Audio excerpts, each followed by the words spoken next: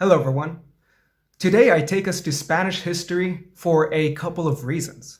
On the one hand, the Spanish conquest of the American hemisphere will influence and provide a model for later-day England whenever the English colonized North America. But at the same time, the worldview and mentality of the Spanish colonizers will also give us insights into the worldviews of the English settlers whenever they too make their journey to the American hemisphere.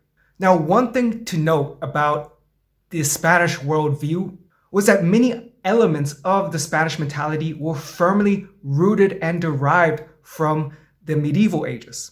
And many of these ideas can be seen in the 16th century nun, Teresa of Ávila, also known as Saint Teresa.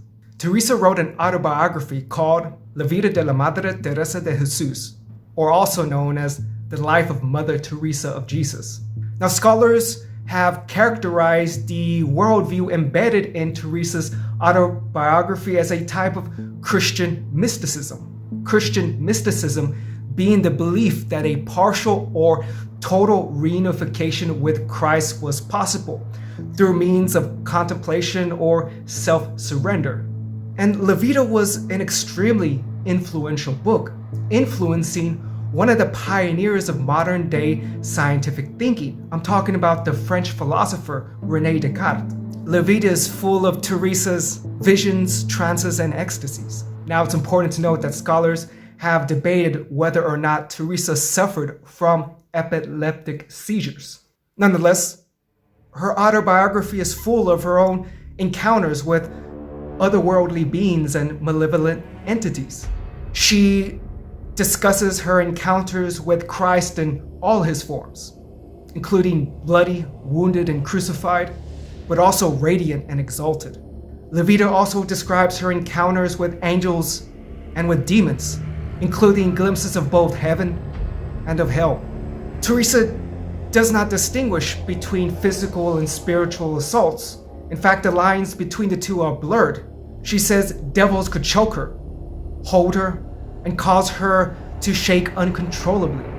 She describes one demonic encounter as, quote, "Once I was in an oratory, and he appeared at my left side in an abominable form. I took a close look at his mouth, especially because he spoke to me, and it was horrifying. A great flame which was all bright seemed to come from his body, without any shadow. In a frightful way, he told me that I had really freed myself from his hands, but that I would be caught in them again." And this was not her only encounter. In reflecting upon her numerous encounters with these malevolent entities, she wrote, quote, "I have hardly ever feared them. Indeed, they seem to fear me. Why should I not have enough strength to fight against all hell?" Now, as I said, La Vida is full of Teresa's attempts to become one with God. That is, to form one union with Christ. And according to Teresa, this union with God caused a sort of pain, and in her words, a delicious pain, which was better than any earthly joy. Teresa used pain to describe an experience which we would call in today's terms ego death. That is, her passages over pain also revealed her feeling of a complete dissolution of the self, but at the very same time, the feeling of a complete unification with Christ. That is, a feeling of being everything and nothing at the exact same time. These experiences caused her to reflect about pain in general.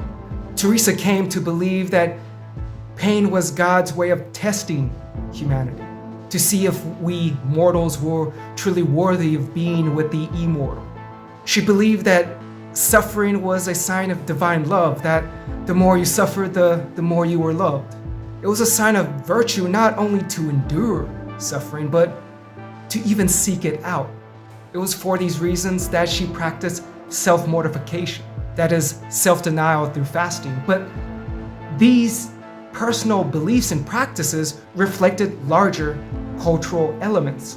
For example, self-mortification arose in the 11th century in the Italian monastery of Fonte Avellana.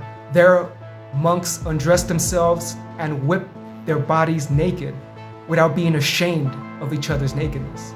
Eventually, this practice spread outside the monasteries, and The ordinary people of society who embraced this practice and embraced this worldview were known as penitents.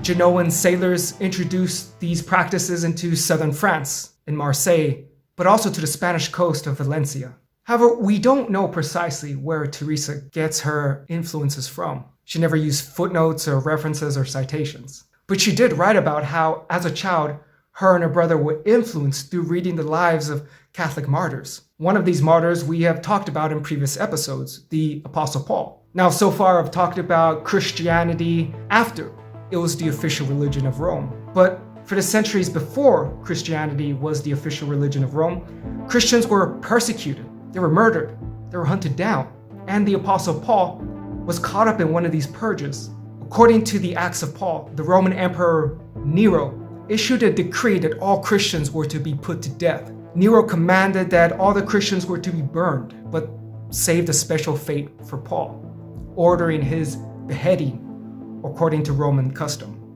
Now, I'm not exactly sure which martyrdoms in particular influenced Teresa's worldview, but it's important to note that Catholicism had a tradition of dying for Christ, of martyrdom in its culture. And it's no doubt that this tradition influenced Teresa and her brother to seek out death, to become one with God. She wrote, quote, "We agreed to run away to the land of the Moors, so that they might behead us there. Yet before she could go, her parents intervened and stopped them both from going."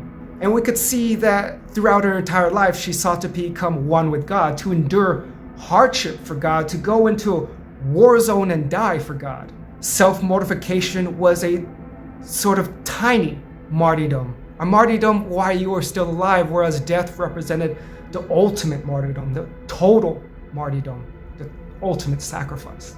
In many ways, these personal practices, these personal beliefs of Teresa reflected Spanish society, particularly a society which had just wrapped up centuries of warfare, attempting to retake the Iberian Peninsula, a war known as the Reconquista.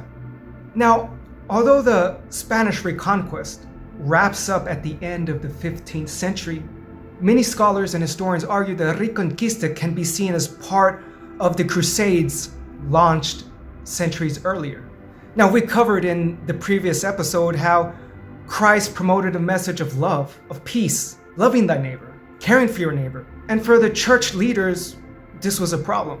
They needed to justify violence and a war using the name of Christ, a man who preached nonviolence.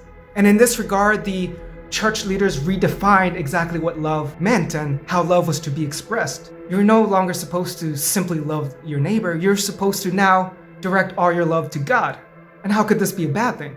What better way to demonstrate your love to God than leaving everything behind and engaging on a sort of pilgrimage to the Holy Land and potentially also sacrificing your life? These things would demonstrate to God that you 100% loved him. You were willing to sacrifice everything for him. Thus, to take part in the Christian holy war, Christian jihad, was not only morally justifiable, but a positive Christian action. It was to engage in a pilgrimage to the Holy Lands. Going on a crusade would be the very embodiment of a life of self-denial, of a life of hardship by choice.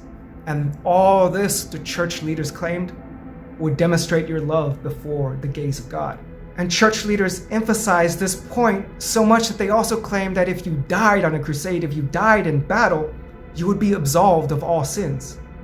So you don't have to worry about the ugly feelings of killing people, because if you die yourself, it's going to be all wiped out and good in the end. And so now, creating the ideal Christian community was not about living a life of harmony with fellow members in society. It was no longer about caring for other members in society. It was no longer about showing empathy to other members of society. It was now about going into combat and dying for God, establishing a Christian society meant battling pagans, heretics, and heathens. After all, Christ sacrificed his life for all humanity. The least you can do as a proper Christian is return the favor. Now, the first crusade was launched in the 1090s, and it was the only successful crusade. The Crusaders reached Jerusalem, slaughtered some number of non-Christians, and managed to hold the city for a while.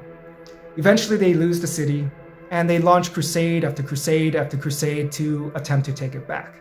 At the very same time that popes were calling for crusades to retake Jerusalem in the Middle East, in reality, the church leaders were calling to retake all lands once claimed by Christians, including the province of Iberia, which for centuries had been under Muslim control. Thus, the crusade was not only about the East, but it was also about the West. The Spaniards, who fought for centuries to re-establish Christian control of the Iberian Peninsula, considered themselves to also be partaking in the crusade, even though they were fighting in what they regarded to be their own homelands.